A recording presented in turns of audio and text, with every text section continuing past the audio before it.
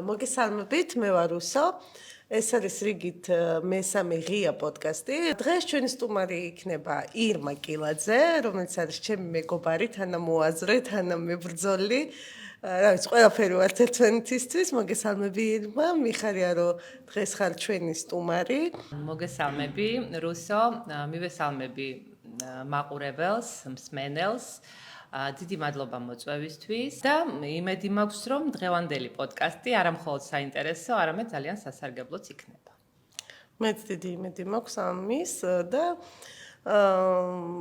მოდით გადავიდეთ ახლა უშუალოდ საკითხებზე, იმ საკითხებზე, რომელზეც დღეს უნდა ვისაუბროთ. პირველ რიგში, ჩემი შეკითხვა იქნება ასეთი თუ მაინტერესებს რას ნიშნავს იყო შეზღუდული შესაძლებლობის მქონე შვილის დედა-მშობელი საქართველოში და თუ რა ტიპის გამოწვევებთან გვაქვს საქმე, რას ფიქრობ შენ? მადლობა შეკითხვისთვის, რუსო.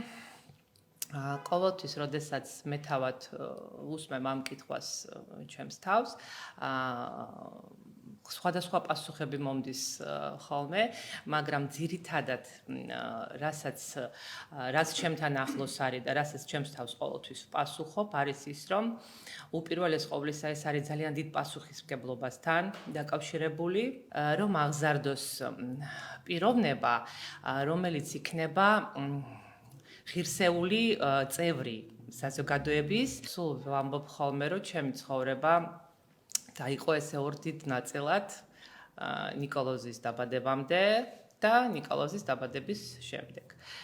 და ვფიქრობ, რომ ეგ სტატუსი მშობლის არის ჩემთვის განსაკუთრებული, იმიტომ რომ ზუსტად ნიკამ მომიყვანა იქ სადაც ახლა ვარ და ზუსტად ნიკამ მაჩვენა რა არის ჩემთვის ფასეული და ღირსეული. ფიქრობ, რომ არსებობს სამი ტიპის ადამიანები, ქალები, კაცები და დედები. დედები მაინც მგონია, რომ მაინც რაღაც განსაკუთრებულ ძალას არა მარტო ჩვენ შემთხვევაში ზოგადად დედის პასუხისმგებლობა დიდია და რაც შეეხება უკვე დიაგნოზის მიმღებლობას, ახლა ჩვენ შორის განსხვავება არის ის, რომ მე მაგალითად დიაგნოზის შესახებ ვიცოდი თათის მუცლად ყოფნის დროს. და სანამ დაიბადებოდა, იქამდე ვემზადებოდი ამ ყველაფრისთვის და როგორ იყო შენ შემთხვევაში? ახლა ნიკუშა უკვე რამდენიმე წლის იყო, როცა შენ ამ ფაქტის წინაშე დადექი. რა მოხდა, როგორ მოგაწოდეს ამბავი, ინფორმაცია, როგორ მიიღეს ყველაფერი? მინდა აღვნიშნო, რომ დიაგნოზი გამჟღავნა ჯერ ერთ-ერთი ძალიან კარგმა ადამიანმა და ძალიან კარგმა სპეციალისტმა და პროფესიონალმა ფსიქოლოგმა და აი იქედანვე უკვე დავიწყე ფიქრი თუ რასთან მქონდა საქმე. თავისთავად არ ვიცოდი რა იყო აუტიზმი და როდესაც არ იცი რა არის, აი ძირფესვიანად ვგულისხმობ, ეს იწვევს რაღაც შიშს. ეს მაშინ 20 წლის წინ, როდესაც არანაირი ინფორმაციის ხელმისაწვდომობა არ იყო. კი ბატონო, ნამდვილად და მიუხედავად იმისა, რომ რაღაც გაკვირით აუტიზმზე ვიცოდი, მხოლოდ ფილმიდან წვიმის კაცი, მოგეცოდინე ეგ ფილმი დასტინ ჰოფმანი რო თამაშობს და ნუ ვიცოდი, რომ არის რაღაც თავისებურება, მდგომარეობა, აუცილებლად უნდა იყოს ვუნდერკინდი, აუცილებლად უნდა იყოს ჭკვიანი, მაგრამ ამისთვის საჭიროა რაღაც გარკვეული ნაბიჯების გადადგმა და ასე შემდეგ, ნუ თუმცა მე მივხვდი ეს ყველაფერი მითები იყო, თავისთავად წლებთან მოვიდა ეს გამოცდილებაც და ამიტომ მინდა აღვნიშნო, რომ ძალიან დიდი მნიშვნელობა აქვს მშობლისთვის, როგორ მიაწოდებს თუნდაც ფსიქოლოგი, თუნდაც ექიმი ინფორმაციას. აქედან გამომდინარეობს ის, რომ უფრო ნაკლები დრო დაჭირდება მშობელს, აი რო გადაამუშავოს აი ეს თუნდაც შოკის სიტუაცია, რაც ვიცით. კი ბატონო, ხო, ახლავს ამს.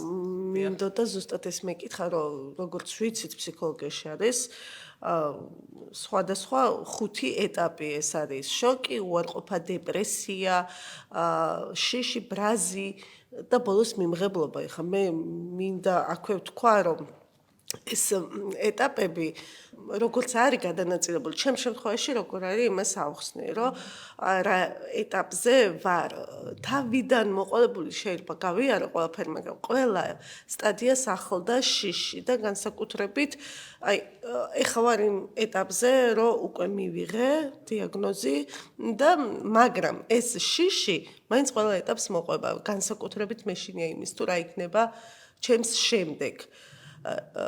ანუ შიში სადღაც შუაში არ რჩება და როგორ აი შენ რა ეტაპზე ხარ, ანუ რამდენად გაიარე სტადიები, რახან შეეხე ამ საკითხს. მე რომ უკვე მქონდა რაღაც გარკვეული დამოკიდებულება და წარმოდგენა იმაზე თუ რასთან მქონდა საქმე და თან იმაშიც გამიმართლა რომ ფსიქოლოგმა აი ძალიან სწორად გამიჟღერა და მახსოვს რომ მითხრა რომ კი უნდა განკურნოთ ბავშვი, უნდა ასწავლოთ ამ აუტიზმთან ცხოვრება და ვფიქრობ რომ ძალიან მნიშვნელოვანი ფრაზა იყო ჩემთვის და აი მომყვება დღემდე. თავისთავად მქონდა პირველად შოკი, თუმცა ეს ხუთივე ესე ვთქვათ ტრავმის გადამუშავების ეტაპები გავიარე საკმაოდ სწრაფად, მაგრამ მიმღებლობა თავისთავად მოვიდა ჩემთან, მაგრამ მინდა გითხრა რომ ეს სწორად აღნიშნე. ყველა ეტაპზე იქიდან გამომდინარე რომ ჩვენ ცხოვრობთ თქვა საქართველოში, ძალიან ბევრი გამოწვევა არის ყველა სფეროში, გინდა საგანმანათლებლო, გინდა დასაქმების და ასე შემდეგ, სოციუმთანაც ძალიან ცნობიერებასთანაც გვაქვს ძალიან დიდი ესე ვთქვათ გამოწვევა. აქედან გამომდინარე თავისთავად ის შიშიც სტადიაც შოკის და ბრაზის ბრუნდება ხოლმე, მაგრამ განსხვავდება იმითი რომ ძალიან ხანმოკლე არის ეს, ანუ დიდ დროს არ გვართმევს ესე ვთქვათ, დარწმუნებული ვარ რომ შენც რო უბრუნდები ვთქვათ, რო გიბრუნდება შიში, ძალიან მალევე გადალახავ და ფიქრობ უკვე სხვა რაღაცაზე. ანუ როდესაც მოდის მიმღებლობა, ადამიანი ეგრევე ფიქრობს რა უნდა აკეთოს შემდეგ. ხო და აღდგენის პროცესი იწყება, ესე ვთქვათ, თავად ადამიანის, ქალბატონის, დედის და როდესაც უკვე შენ იცი, ანუ ესე ვთქვათ, რასთან გაქვს საქმე, შენ იწყებ მოქმედებას და ეგ არის მთავარი. თათილისაც დაიბადა, რა თქმა უნდა, ახალგაზრდა ვიყავი ბევრად და რაღაც ესეთი ფაქტის წინაშე დავდექი. არ ვიცოდი რა მეკეთებინა, მაგრამ თვითონ თათია ახდენდა ჩემზე გავლენას ზრდის ჩემი შემქმნა, რომ ასეთი ვთქვათ ეხა როგორც ვარ. იმიტომ რომ თვითონ ითხოვს გარშემომყოფებისგან სითბოს და სიყვარულს, ანუ თვითონ მას ჭირდება ასეთი გარემო, იმიტომ რომ ეს სტრესული გარემო, ესეთი დამოკიდებულება არა ბუნებრივი, მასზე ცუდად მოქმედებს. ჩვენი შვილები გვასწავლიან როგორ ვიცხოვროთ ჩვენ სწორად და ეს არის ძალიან მნიშვნელოვანი. მათთან ერთად ვითარდებით. ანუ ჩვენ კი ვფიქრობთ, რომ ჩვენ მათგან ვითარებაზე ვმუშაობთ, მაგრამ სინამდვილეში ისინი უფრო მუშაობენ, ვფიქრობ ჩვენს განვითარებაზე. მთელი რიგი წვლილი, მათ უფრო მეტი წვლილი აქვს ჩვენ განვითარებაზე, მეც ასე მგონია. დავუბრუნდები იმ საკითხს, აი შიშზე ვსაუბრობდით ირმა, ანუ ჩვენ რატო გვეშინია, იმიტომ რომ ვცხოვრობთ ისეთ ქვეყანაში, სადაც სერვისები არ არის. აი, როგორ ფიქრობ, ხო, მწირი, აი, როგორ ფიქრობ, რომ იყოს შესაბამისი სიტუაცია ჩვენს ქვეყანაში, ეს შიში გაქრებოდა, რაღაც დოზით შეგვიმცირდებოდა, აი, რამდენად არის საჭირო სერვისები? რა თქმა უნდა, მე აუცილებელია. პერსონალურ ასისტირებაზე მქონდა ახლა ხაზგაუსი, მაგრამ ზოგადად სერვისებამდე. აუცილებლად. ну, უპირველეს ყოვლისა, სახელმწიფოსგან უნდა გრძნობდეთ მხარდაჭერას, ხო? გარდა იმისა, რომ ჩვენ ოჯახებში ვცდილობთ რაღაცა გავაკეთოთ, აი შენ როგორც თქვი, აი ვიმუშაოთ იმ პერსპექტივაზე, თუ ჩვენ როცა არ ვიქნებით, ჩვენი შვილები საიმედოდ გააგრძელონ თავისი ცხოვრება, ხო, ღირსეულად. ამიტომ სერვისები და მინდა აღნიშნო, რომ არავითარ შემთხვევაში არ მინდა, რომ ქველმოქმედების რაღაც გარკვეული ქველმოქმედების სამიზნე იყოს ჩვენი შვილები, ხო?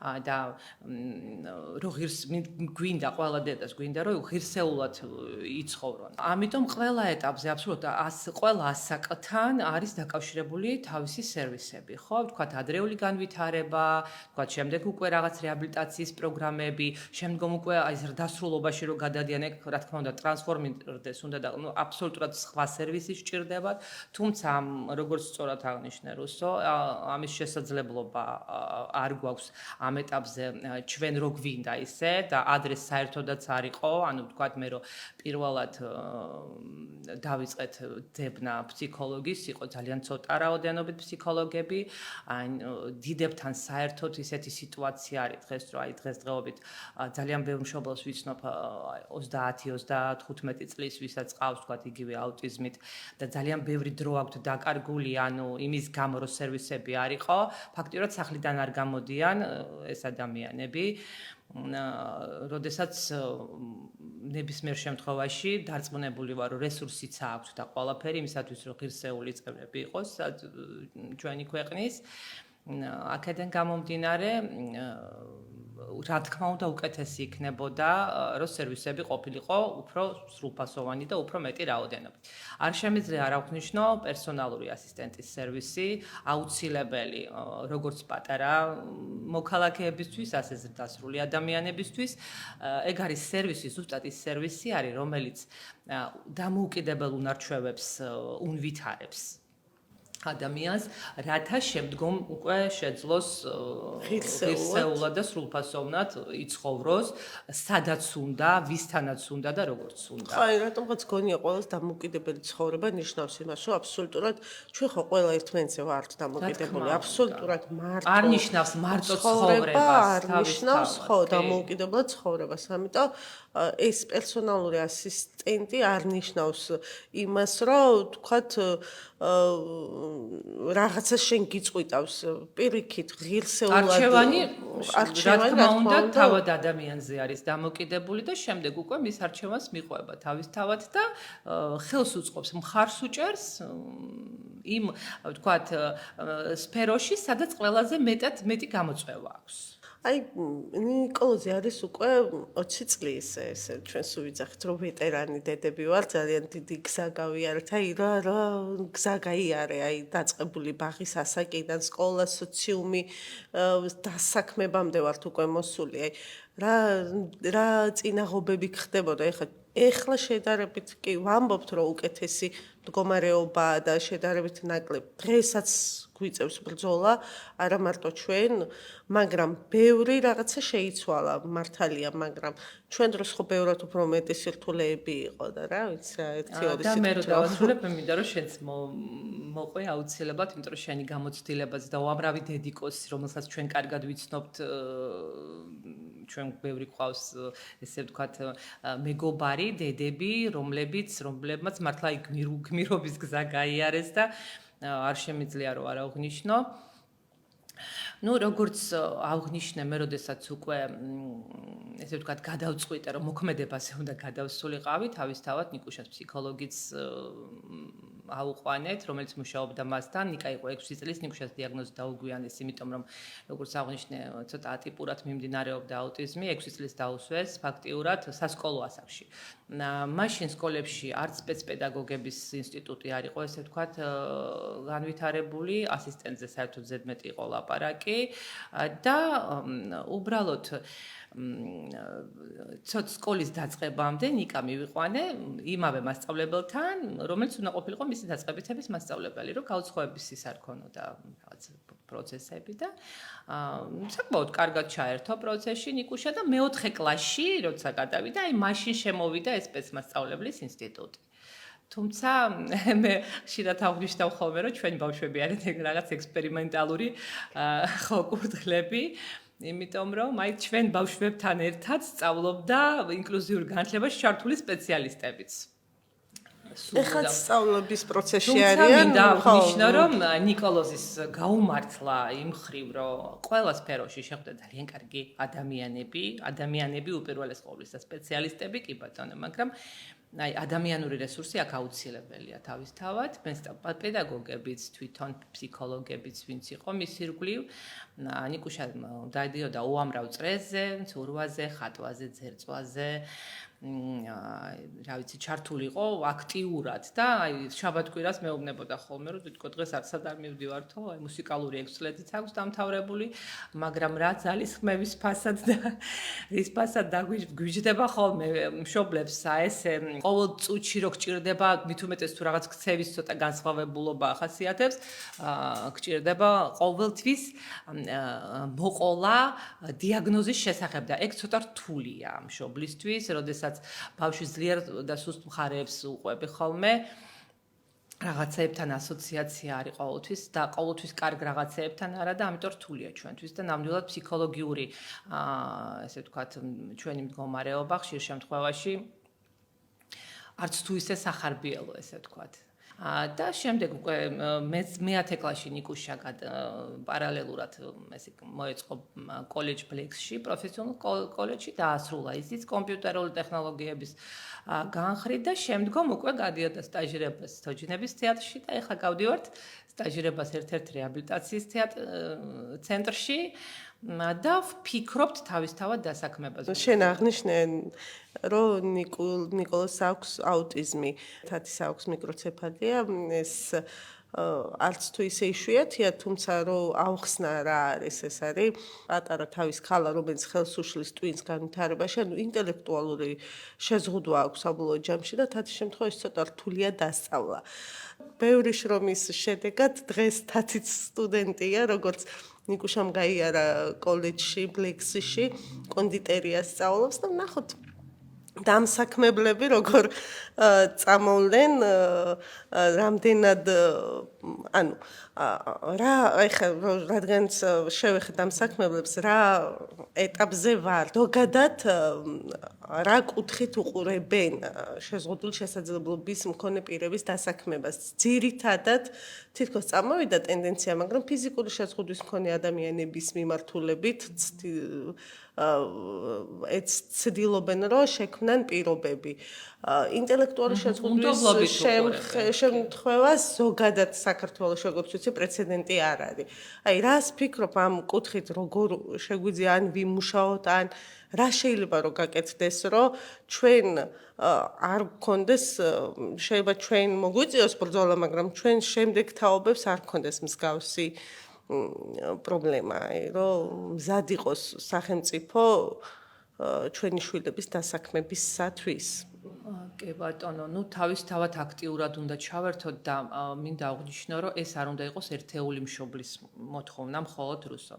რა თქმა უნდა, ეგ უნდა იყოს ერთობლივი ძალისხმევა, უნდა იყოს მშობლები უნდა აქტიურად უნდა იყვნენ ჩართული, არ უნდა ფიქრობდნენ, რომ აი იცი რა, შეიძლება არ უნდა ვთქვა, მაგრამ მაინც უნდა ვთქვა, რომ ვიცნობ ისეთ მშობლებსაც, რომლებსაც თავად არ აქვთ იმედის შვილის, არ აქვს მნიშვნელობა შეზღუდვა აქვს თუ არა, რაღაც უნდობლობა აქვს საკუთარი შვილის მიმართ და ნუ ეს ვერ გააკეთებს, ვერ იზამს. ანუ აი ეს მისი სფერო არ არის და ასე შემდეგ. ეგ არ უნდა იყოს ჩვენ უნდა გქონდეს ჩვენი შვილების იმედი, პატივს უნდა ვცემდეთ მათ ნებისმიერ არჩევანს და ვფიქრობ აი აქტიურად ეხლა ესეც სალსახა ცოტა რთული იქნება თქმა, მაგრამ ძალიან დიდი დამბიჯები არის თავისთავად გადასაგმელი, ცნობიერება არის თავისთავად ცნობიერებაზე, დამსაქმებლების და ნებისმიერ თუნდაც საგანმანათლებლო სფეროში და სხვა სფეროში ცნობიერების დონე, ინფორმირება უნდა იყოს აუცილებლად თუ რას ნიშნავს ინტელექტუალური შეზღუდვა, იმიტომ რომ გქონდა კიდე გამოცდილება ჩვენ რომ მოთხოვნა დამსაქმებლის აღემატებოდა შესაძლებლობას ადამიანის და ამაზე ინფორმაცია უნდა გქონდეს თქვათ, ხო? და ამისთვის ინფორმაცია რომ გქონდეს, მეტად უფრო უნდა მოდიოდეს კონტაქტზე ეს ადამიანი, დამსაქმებელს უნდა უნდოდეს დასაქმება ინტელექტუალური შეზღუდვის მქონე ადამიანის და უნდა ეძებდეს ინფორმაციას იმ კონკრეტული ან ზოგადად შეზღუდვის შესახებ. სახე. შენ სად იყავი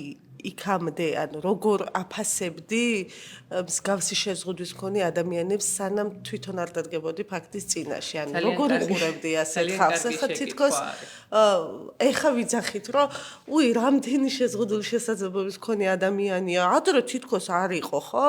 უი, ადრე ეხა უფრო გამრავლდაო ვიძახით, თუმცა ყოველთვის იყო, მაგრამ ეხლა რაღაცა უფრო მეტად ვაფასებთ, გამოვიდნენ სახლებიდან, გამოვიყვანეთ, აი შობელიც კი არ აღიქვამს, როგორც ახსენე, ბევრი შემთხვევა ახაც არის, მაგრამ აი სად იყავი შენ დაუბრუნდეთ? ძალიან კარგი შეკითხვა არის, რუსო და ძალიან დიდი მადლობა ამ შეკითხვისთვის.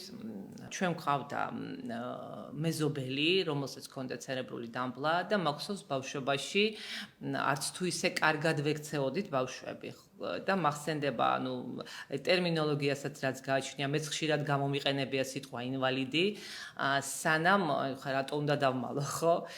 და დამოკიდებულებაც ხშირ შემთხვევაში არ მქონია სწორი შეზღუდული შესაძლებლობის მქონე პირთა მიმართ. თუმცა, როდესაც ჩემი შვილი გაჩნდა, ძალიან ბევრი ფასეულობის გადაფასება მოხდა თავისთავად. და უდიდესი მადლობა მინდა გადაუხადო მას, არა მხოლოდ იმ კუთხით, რომ შეზღუდული შესაძლებლობა ვიცი რა არის. სხვა დანარჩენი კუთხითაც მე გავხდი, ვფიქრობ, რომ გავხდი უკეთესი მეგობარი, უკეთესი მოქალაქე, უფრო, ესე ვთქვათ, სხვა კუთხით შევხედე ყველაფერს, უფრო სიღრმისეულად, ესე ვთქვათ. და მეგობრებმაც შენიშნეს, მადლობა ღმერთს, რომ ყველა შემომჭა, ვინც თუ იყო, იმიტომ რომ ვიცით, რომ მსგავს შემთხვევაში ადამიანი იმდენად დეპრესიაში ვარდება და რაღაცნაირად იმდენად სხვანაირი ხდება, რომ შე შემთხვევაში მეუღლესაც კარგავს, მეგობარსაც კარგავს, საკუთარ თავის წმენასაც კარგავს და ასე შემდეგ და სხვა ცხოვრებით ცხოვრობს. მადლობა ღმერთს, ჩემ შემთხვევაში ეგ არ ყოფილა. ზოგადად აი ფაქტის წინაშე სანამ არ დადგება ადამიანი, მართალია მესმის, რომ ხო რთულია რომ გაითავისო. გამოცდილება არ აგავს. აი მეზობელი, მეგობარი, შვილი, მეუღლე. მე სხვა დამოკიდებულება მქონდა. მაგ შემთხვევაში ხო. მე მეწოდებოდა, რაც სასახად არ არის სწორი, არც უნდა გეწოდებოდეს. ხო აი ორი უკიდურესობა შეიძლება, არც უნდა გეწოდებოდეს, არც უნდა დაცინოდე, თუმცა ფაქტის წინაშე როცა დადგები, მე უკვე ფიქრობ ამ ყველაფერზე და ცდილობ, რომ სწორად გადაანალიზო და აი რას ურჩევ ახალ ბედად დედებს. გამოცდილი დედის პოზიციიდან. უპირველეს ყოვლისა მინდა აღნიშნო, რომ ძალიან ბევრ ახალ ბედა დედას ვიცნობ, რომელიც გადასარევად არის ჩართული თავის შვილების რეაბილიტაციაში და ცხოვრებაში და ძალიან აქტიურად დღესდღეობით ეხლა ვისაც ვიცნობ, არიან გმირი დედები და მათი ყოველდღიურობა არის გმირობის ტყუპასი, თუმცა მაინც ალბათ გადასახედიდან, აი ჩვენი გამოცდილებიდან გამომდინარე მივცემ თავისუფლებას და ვურჩევ მიიღონ საკუთარი თავი, ისეთი როგორიც არის და მხოლოდ მაგ შემთხვევაში მიიღებენ თავის შვილს. ამას რატო ვამბობ? ერთ-ერთ შეხვედრაზე არასდროს არ დამავიწყდება, ერთ-ერთი ქალბატონი გვესტუმრა თბილისიდან და აი მოყვა ესეთი რაღაცა, რომ არსებობსო აი ესეთი ტესტიო. თვითფრინავში რაღაც კატასტროფის ან რაღაც ცუდი რაღაცის ამბები რო ხდება, ვარდება ხოლმე ეს ჟანგბადის ბალიშები, ხო? რომელიც აეგრევებდა და რომ გადარჩე. და ანუ ვის და თუ გახლავს დაუშვათ დედა ხარ და გახლავს შვილი, ვის გაუკეთებთ ამ ჟანგბადის ბალიშს? ანუ თქვენ გაიკეთებთ პირველად თუ შვილს და ყველა დედამ თავისთავად შვილს გაუკეთებ და შემდეგ მე და ეს ქალბატონი ამბობდა რომ არა, უპირველეს ყოვლისა დედამ უნდა გაიკეთოს ეს ჟანგბადის ბალიში, იმიტომ რომ თვითონ თუ გადარჩა, ის გადარჩენ შემდგომში შვილსაც. ამიტომ ვფიქრობ ამ კუთხით დიახ, დედა უნდა იყოს ძლიერი, არასდროს არ უნდა დაავიწყდეს საკუთარი თავი, უნდა უყვარდეს საკუთარი თავი. ერთ-ერთი სხვა ტესტის არსებობს, აი თქვათ ესე წრეების რამოდენიმე წრე შემოგვიხაზა ფსიქოლოგმა და თქვა რომ ამ წრეებში, აი ცენტრალური წრე იყო და დანარჩენი გამომდინარე წრეები და ამ წრეში თქვენ სათხართო და ჩვენ დედები თავისთავად ყველაზე ბოლო ადგილზე ვიცით ხოლმე ჯერ შვილი, შემდეგ მეუღლე, შემდეგ ნათესავი, მეზობელი და ყველაზე სადღაც ბოლოს უმეტესობა ყველაზე არ მაქვს თავისთავად საუბარი, რაღაც ესეთი გვახასიათებს მაინც მშობლებს, მაგრამ პირველი და ცენტრალური წრე უნდა იყოს თვითონ დედა. იმიტომ რომ როდესაც დედა კარგად არის, შემდეგ შვილიც რა თქმა უნდა კარგად იქნება და უფრო კარგადაც ურთიერთობა ექნება კარგი მშობელთან.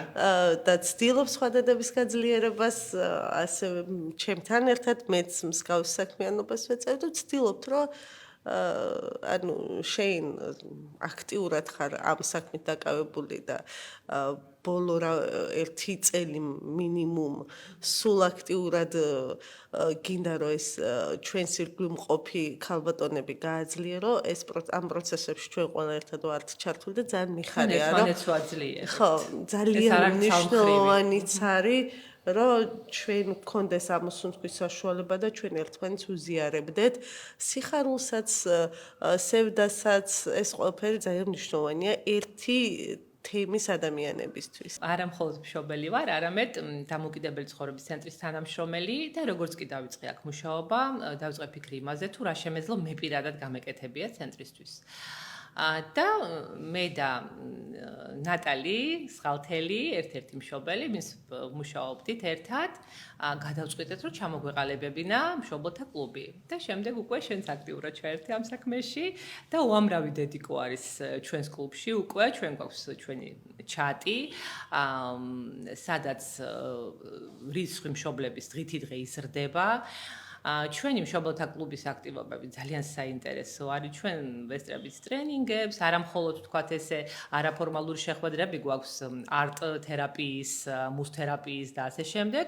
ჩვენ გვაქვს საინფორმაციო შეხვედრები, ცნობიერების სამაღლების შეხვედრები, იოგა თერაპიაც გქონდა სულ ახლახანს და ყველაზე მნიშვნელოვანი ვფიქრობ ჩემთვის და სხვა დედიკოებისთვის არის ის, რომ აქედან ჩვენ მივდივართ აი ძალღონით და ენერგიით, ერთმანეთის ენერგეტიკით სავსე, ვართ ერთ ტალღაზე, რაც ძალიან მიხარია. ამიტომ ვისაც სურვილი ექნება შემოგვიერთდეს ეს უკეთესი, რაც უფრო მეტი ვიქნებით და რაც უფრო მეტი ვიქნებით ერთ ტალღაზე, მით უფრო მეტ ცვლილებას მოვახდენთ. სასიკეთო ცვლილებას. იმიტომ მეტი აზრი. ბანალური ფრაზა რომ ძალა ერთობაში არც თუ ისე ბანალურია და ნამდვილად ესე არის. ამიტომ ვისაც სურვილი ექნება ძალიან დიდი სიამოვნებით ესე ვთქვათ შემოვიერთებთ ჩვენს კლუბში იმიტომ რომ ერთმანეთისგან ვსწავლობთ. კი, ახლა აღნიშნავენ ხოლმე ჩემი გოგოები მეძახიან კრუხს და თავად ეძახიან თავის თავს ციცილებს და ძალიან მიხარია და ძალიან მეამაყება მე ამ სტატუსის ნამდვილად, იმიტომ რომ ყოველ დღე, ყოველ წამს מחარებს მათთან ერთად ყოფნა, იმიტომ რომ ძალიან ბევრი საინტერესო ისტორია არის ჩვენს ირგვლივ. თან ეს ურთიერთობა არის 24 საათიანი რეჟიმში. ურთიერთობა არის 24 საათიანი რეჟიმში. რუსო არა მხოლოდ თქვათ და უპირველეს ყოვლისა მინდა აღვნიშნო ის, რომ ჩვენ არ ცხოვრობთ დიაგნოზში. ეგ არასწორია, ვფიქრობ, ჩვენ ცხოვრობთ ჩვეულებრივი როგორც აღნიშნეს შენ, მეუღლის, დედის, მეგობრის, თანამშრომლის ცხოვრებით. და სალაპარაკო თემა ჩვენი, როდესაც ჩვენ ვხვდებით კლუბში, არის ძალიან მრავალფეროვანი და არა მხოლოდ თქვათ, რაღაც გარკვეული გამოწვევის ირგვლივ. და ვფიქრობ, რომ ეს ძალიან მნიშვნელოვანია. ძალიან სასიამოვნო იყო, მინდა მადლობა გადაგიხადო დღევანდელი სტუმრობისთვის. მე ძალიან ბევრი გვაქვს მართალია კიდევ ჩვენს თემაზე სასაუბრო და ჩვენ თემა არ მოიწურება, მაგრამ ალბათ მოგვეცემა კიდევ საშუალება რომ ვისაუბროთ მსგავს თემებზე. მე მადლობა მინდა გადაუხადო ჩვენს მსმენელს ყურადღებისთვის, მოსმენისთვის. და შეგახსენებთ თუ გნებავთ ჩვენი პოდკასტის ნახვა, შეგიძლიათ ნახოთ ორგანიზაციის ვებგვერდზე ser.g, ხოლო აუდიო სახით მოსმენა შეგიძლიათ ეკრანზე მითითებულ პლატფორმებზე. მადლობა.